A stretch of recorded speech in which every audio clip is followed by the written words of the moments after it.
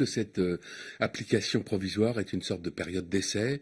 Est-ce que c'est présenté comme ça pour le corriger, pour l'améliorer? C'est la stratégie du fait accompli. Ça n'est pas une période d'essai, c'est la stratégie du fait accompli. Oui. Il y a la volonté absolue d'écraser les parlements nationaux, de dire quelles que soient les réticences des citoyens, et depuis des années sur le TAFTA avec les États-Unis, sur le CETA avec les Japon, les consommateurs sont contre, les organisations de consommateurs sont contre, les salariés et leurs organisations sont contre.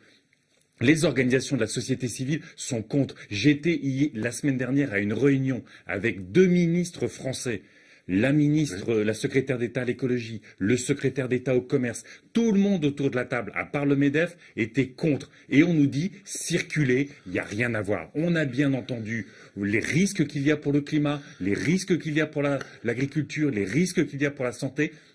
Circuler, il n'y a rien à voir. Quelques multinationales vont faire plus de business et c'est ça qui nous intéresse. D'ailleurs, le ministre du Commerce a dit « Écoutez, j'entends vos critiques, j'entends les dangers, les experts les confirment, mais nous revendiquons le libre-échange. » Full stop. En droit, c'est possible parce que, du point de vue des institutions européennes, ils considèrent qu'il y a la partie acceptable comme seule compétence européenne, 90% de l'accord qu'on peut mettre en œuvre, et puis celle qui est contestée du point de vue de la compétence européenne ne sera pas mise en œuvre, notamment ces fameux tribunaux arbitraux qui mettent toutes nos législations de santé, d'environnement, social à portée de canon de quelques multinationales.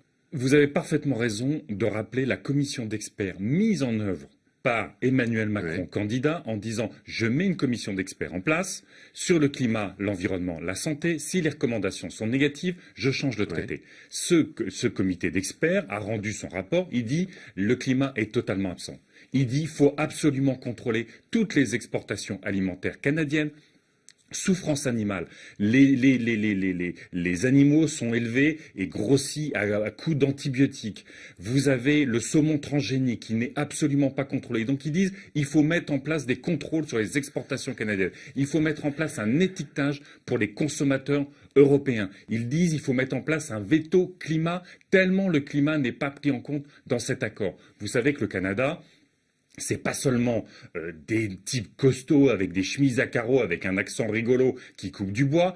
Le Canada, c'est aussi les pires multinationales du pétrole, celles qui exploitent, extraient les sables bitumineux, les pétroles et les gaz de schiste. Et cet accord va renforcer les émissions de gaz à effet de serre, va renforcer l'exploitation des pétroles les plus sales qu'on peut créer. Alors quand Emmanuel Macron va aux Nations Unies sur le climat, c'est de la posture. Quand il signe le CETA et qu'il le met en œuvre, c'est de l'imposture sur le climat.